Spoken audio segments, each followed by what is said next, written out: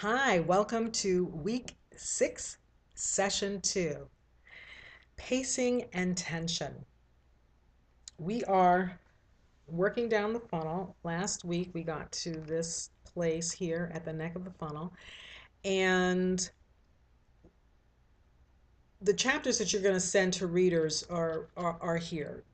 What I'm about to tell you now about pacing and tension in the next session language, I highly encourage you not to apply to the chapters that you are sending to readers. What you want to do is you want to get those chapters out sooner rather than later. Okay, and while your readers are reading those, uh, oh, and by the way, you want to give people 2 weeks ideally. And that's why I want to say get them out sooner rather than later, because they're going to be baking. The sooner you get it to them, the sooner they will be baking for you while your readers are reading. I give readers a firm boundary of 2 weeks. So whenever you give it to them, it's sort of on or before whatever 2 weeks is from the date that whatever the 2 weeks are from the date that you send them out. If why 2 weeks and why firm?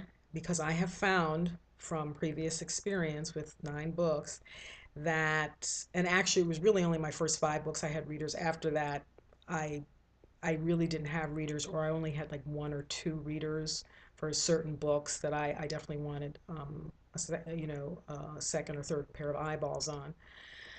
I found that if you keep it open-ended, they'll never get to it. It goes to the end of the pile. If you give people respond to deadlines. And I have a friend who's very productive and very successful, and she says very clearly, when do you want it? And whenever you say you want it is when you'll get it. That's how she likes to work. And so I really learned a lot from her about that kind of a boundary. So if somebody says to you, I can't get that to you in 2 weeks, then they can't read for you. Find somebody else. That's all I got to say, because you need to keep moving. I mean, you don't have to do any drama. You still love them. They're still your friend. You still, whatever. They're still your sister. um, but, uh, you know, you need, again, you are on a schedule. Okay. This is, we are coming up on week 7, so there's only a little over a month left. So you are on a schedule, and you need to keep to that schedule as well. If you want to have your first novel completed by December 1st. So so while your readers are reading what you give them, 6 to 10 chapters, you continue working on the other chapters of your novel. Let's just say you give them 6 chapters. Okay, I don't want to overwhelm you. I mean, if you can give them more, great. But let's say you can give them 6 chapters. So that means while they're reading chapters 1 through 6, you're working on chapters 7, 8, 9, and you're working in that iterative fashion that we talked about last week. So now we're adding, we're getting into immersing ourselves into another layer of writing our first novel, and that's pacing and tension. We've been talking thus far about relevance, taking sandbox content, chunking and plunking it into the chapters where it seems relevant, okay, to um, the order of events. Okay, so we talked about relevance, and then, right, so we talked about, relevance, and we started talking about order of events, the relevance of your research content, the relevance of one chapter to another, order of events, relationship of that flow. Now, so you know who these people are, you know who's doing what to whom, what the conflicts are, what the resolutions are, again, because you've done that here up in the neck of the funnel. I mean, up in the broad part of the funnel. Now, you want to look at Pacing and tension, I think of it as rhythm, the rhythm of the flow of events. There's the flow of events, what happens in what order, okay? But then there's the rhythm of that flow, okay? Like on the beach, water um, flows in and out, okay, on the shore, and then it goes back on the shore.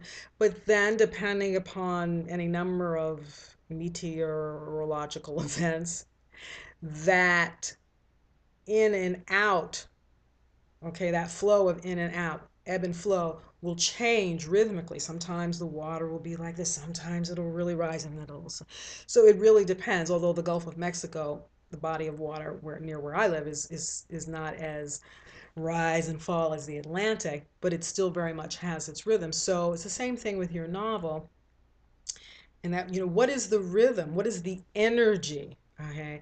You've read novels, particularly suspense novels, murder mysteries, detective novels, crime novels, where they leave you at a cliffhanger. So that's the tension. Ooh, all right, so there's tension, and you're anticipating, that's what makes it a page turner.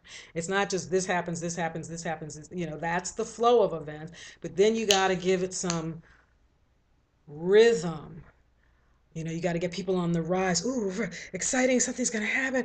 Ooh, somebody's going to get hurt. Oh, and then the fall. Oh no, it finally, that wasn't it. That was just her boyfriend around the corner. It really wasn't somebody. And then you rise again. Okay. And then there's the fall. Then she meets the detective, and the detective, and then there's the rise. Is there going to be a relationship in the romance? Are they going to have sex?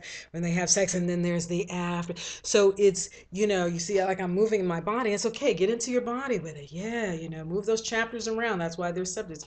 What's this rhythm? Okay. Like this is the order of events, but is that the right rhythm? It's just like when you're doing the dance. It's like, there's the electric slide. 1, 2, 3, step. 1, 2, 3, step. But then you can you got the step, step, step. But then there's a difference in step, step, step, and okay, that's rhythm. That's flow. You put the jazz on it, okay? Or as they say in the blues, you put the stank on it.